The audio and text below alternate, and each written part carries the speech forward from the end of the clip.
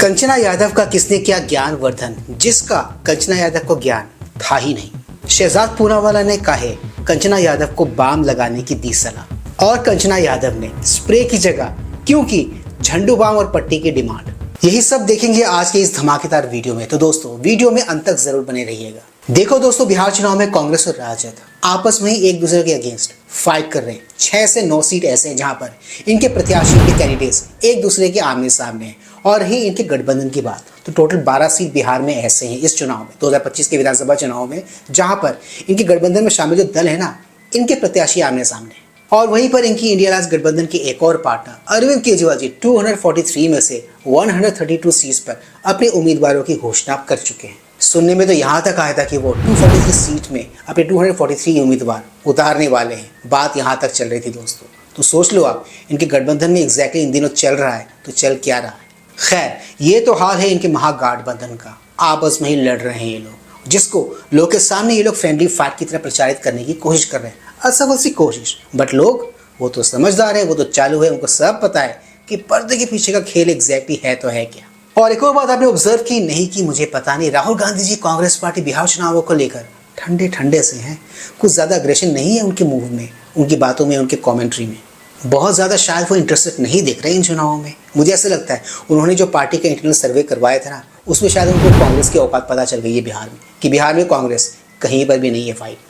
मे भी शायद इसलिए वो अनइंटरेस्टेड से दिख रहे हैं बिहार चुनावों को लेकर। इसलिए इन दिनों वो खामोश है, चुप है, बहुत ज़्यादा उनकी तरफ से आवाज़ें नहीं आ रही हैं।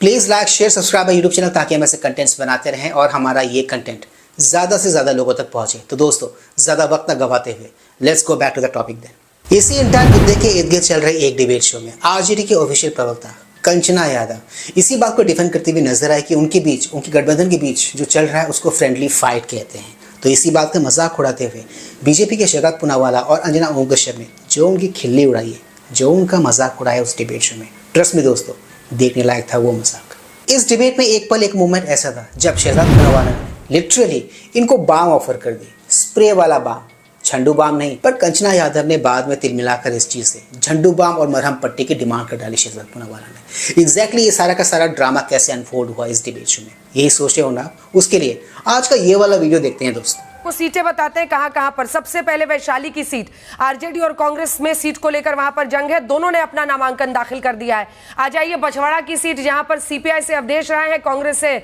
शिव प्रकाश गरीबदास हैं। गौरा बौराम, जहां से आरजेडी और वीआईपी दोनों ने प्रत्याशी उतार दिए। तो 4-5 सीट, क्या 8-9 सीट ऐसी है, ये देखिए हम दिखा भी रहे हैं अपने दर्शकों को। बिहार शरीफ, उमेर खान कांग्रेस से करते हैं, सीपीआई से शिव कुमार यादव। अब सीट शेयरिंग हो गई तो ये कैसे हो गया?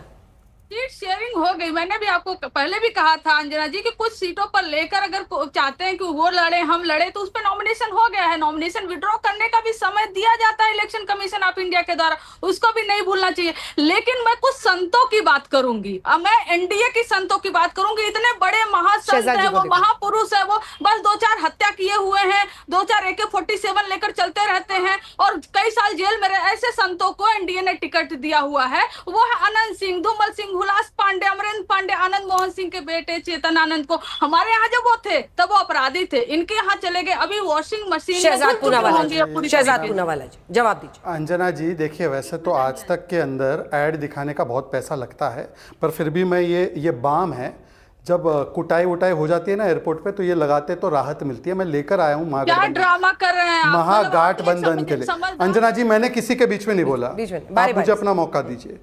अंजना जी देखिए ना, जब पहले फेज़ की नॉमिनेशन फाइल हो गई तब तक हमारे सीट शेयरिंग हो गए, हमारे कैंडिडेट सभी पार्टी के अनाउंस हो गए, कौन कहाँ से लड़ेगा ये तय हो गया, और हमारा सब कुछ तय है, एजेंडा तय है। इनके यहाँ पर पहली फेज़ की वोट जो नामांकन है वो तय होने के दिन पर भी कौन कितनी सीट लड़ेगा ये नहीं पता।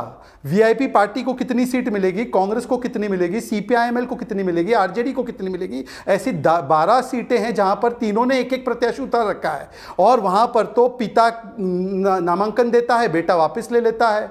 फिर देखते हैं कि भाई और भाई साथ में नहीं हो पाते हैं, भाई और बहन की लड़ाई है।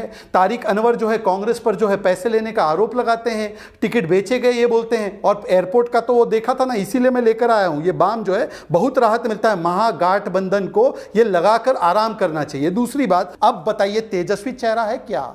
ये अंजना जी ये बहुत अच्छा काम करता है, अच्छा दोनों मुद्दों पर। देखो दोस्तों, सीधी और साफ सुथरी बात यह है कि महागठबंधन में कुछ भी ठीक नहीं है। अगर सब कुछ ठीक होता तो ये लोग आपस में एक दूसरे के अगेंस्ट ही नहीं लड़ रहे होते। इन्होंने एक दूसरे के अगेंस्ट में अपने प्रत्याशी नहीं उतारे होते। लगभग मैंने कहा ना 6 से 12 सीट ऐसे हैं जहां पर इस गठबंधन के जितने भी दल है ना, उनके नेता, उनके प्रत्याशी एक दूसरे के अगेंस्ट ही लड़ रहे हैं। अब अगर आप आपस में लड़ ही रहे हो एक दूसरे के सामने, एक दूसरे के अगेंस्ट में, तो ये फ्रेंडली फाइट कैसे हो गया? फाइट तो फाइट होती है ना, एक जीतता है एक हारता है, दैट्स द बेसिक रूल। और शायद यही वाला जो बेसिक रूल है ना, वो इनको पता नहीं है। ये सोच रहे कि जनता तो मूर्ख है, उनको ये बेसिक रूल शायद पता नहीं होंगे, इसलिए ये प्रचारित करने की कोशिश कर रहे हैं कि फ्रेंडली फाइट हो रही है इनके बीच में, जो कि मेरे हिसाब से एक जोक से ज़्यादा कुछ नहीं है।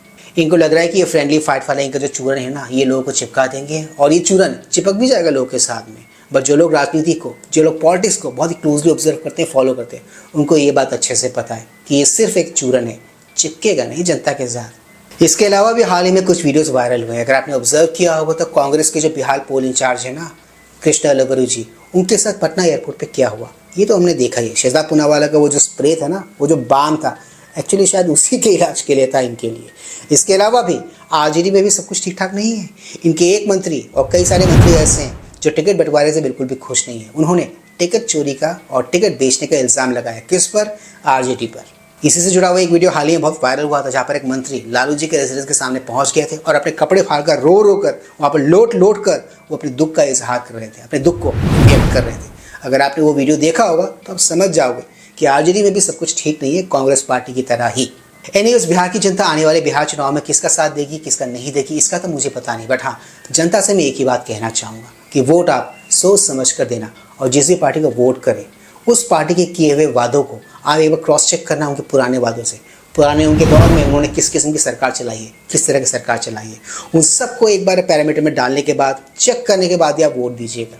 इन शॉर्ट, पहले इस्तेमाल करो फिर विश्वास करो वाला जो फॉर्मूला है ना, वही बिहार की जनता को अपनाना है वोट देते वक्त। कि पास में इन्होंने अपने शासनकाल में क्या क्या कांड किए थे, क्या कांड नहीं किए थे, क्या काम करवाए थे, क्या काम नहीं करवाए थे, उन सारी चीज़ों को क्रॉस चेक करने के बाद ही वोट दीजिएगा। तभी आपका वोट सही मायनों में सही जगह पहुंच पाएगा।